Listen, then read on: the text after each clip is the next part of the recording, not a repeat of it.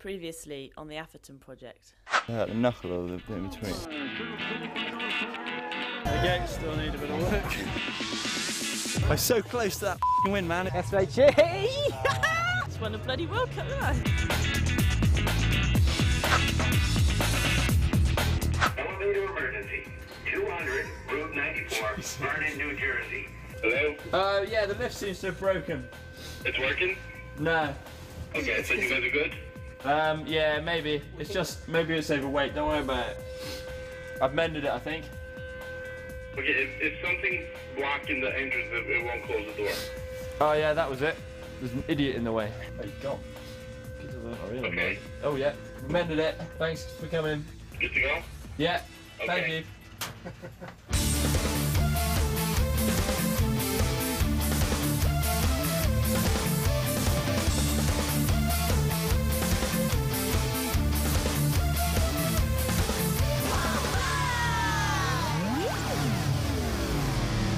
We are in Vernon, New Jersey.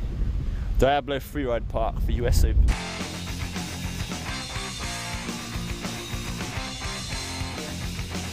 One of the main reasons for heading out to the States for US Open every year is that the track's so rad, you know. It's a lot of fun, you know, super rocky, super technical, and you know, it's always a challenging track to ride. It's not one of these tracks you roll up and you just kind of through and down and just waiting for your race run. You know, you really have to learn it. You really have to find some lines, and every year it changes, and every year you have to kind of push harder and harder.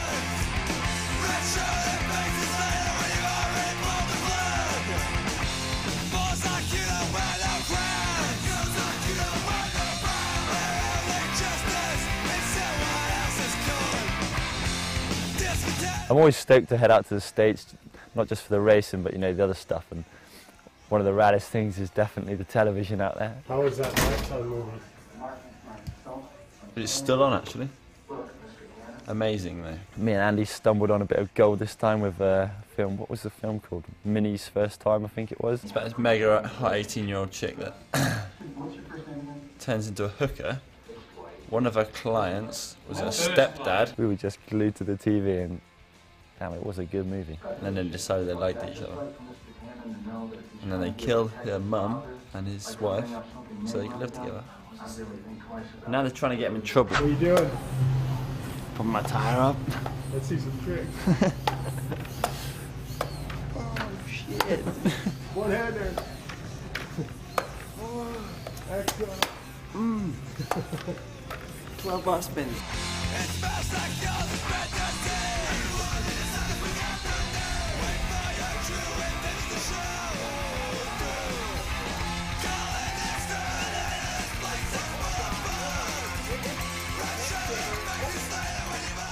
It's good, dude. It was good. I had a solid run, like a few little glitches here and there, but I felt fast. You know, I was relaxed on the run and felt fast, but I don't know, dude. Needles got me. See if Minnie's First Time's on TV, Anne.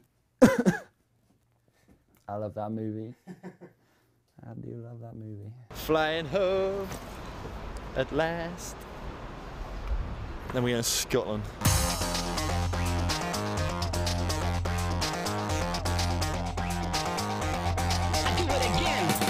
There's certain events that are high up on the calendar and high up on the priority list, and Fort William is definitely one of those events. There's pressure element because family are there, friends are there, sponsors are there. It's just a hard track, you know, it's super physical, super tiring.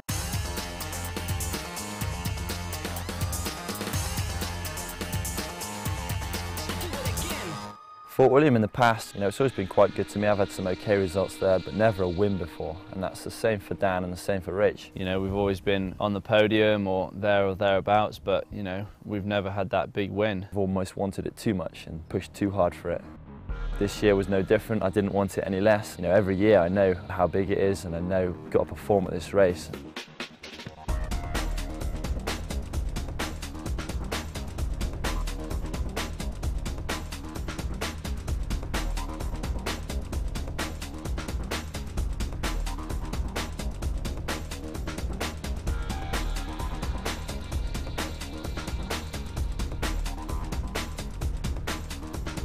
Yeah, well, we're on the way for qualifying now, and for me, I always pretty much just do a full run, you know, so I like to see where I am compared to everyone else, so it's, you know, it's good points, and it's nice to do a full race run and see how hard it is. Came down in first and qualified first. Qualified first in so many times. You don't feel the pressure, do you, when you qualify first? The thing is, it's different with the girls. They all want that qualifying. It's not like the blokes who back off a little bit. My quali in Fort William went pretty good. It was always a plan of mine just to relax and just to chill out. And you know, in the past, I've charged quali and I've enjoyed having that extra pressure on myself. And I knew I'd lose a few points through doing it, but if it helped in the overall of that weekend, then that was fine with me. So down at Fort William, there was a lot of preparation went into that for me. You know, previous World Cups I'd done really well there. I had a 6th place there, and I knew that I could better that.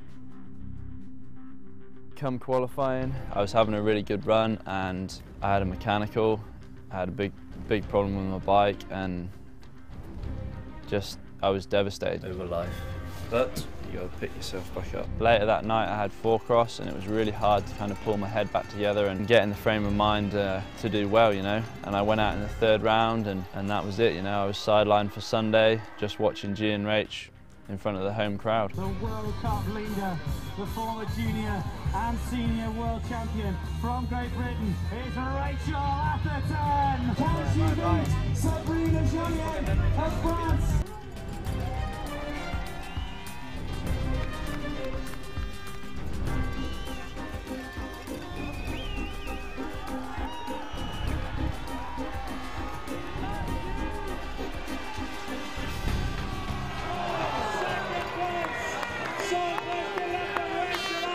Well, we're happy with second, but I doubt she will be.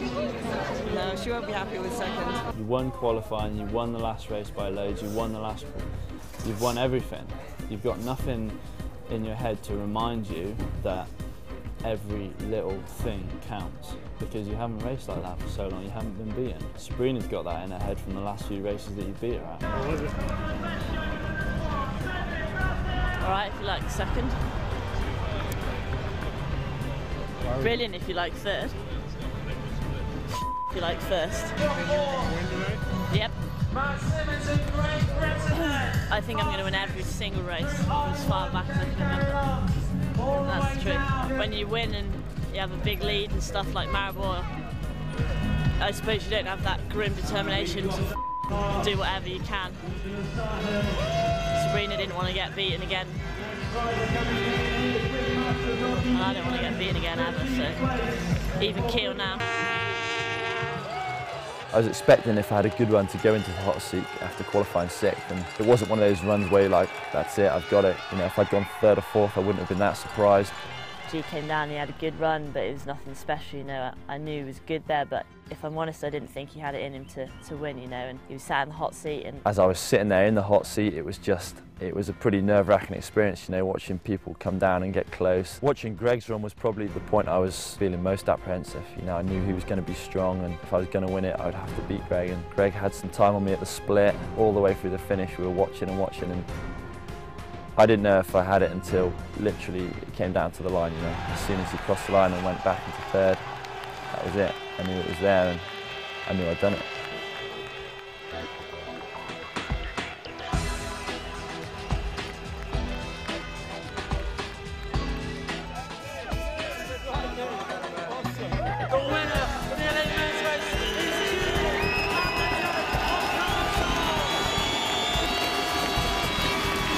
Dude, so stoked. Easily the most excited I've ever been about winning a race. We've been coming here for so many years, and G has put it in the bag. Won. I'm so happy for him, man. So happy. it's like in that moment when you know he's won, and it's like you can forgive everything, you know, like all the fights we have, all the times that he's such a douchebag, like it all doesn't matter, you know. Yeah, dog. I'm so proud of you, dude. Yeah. You've done it, dude. You've done it. Well done, mate. Proud of you. Seriously, dude, I would say I'm more stoked than when I won World Champs. Like, to win here in Fort William.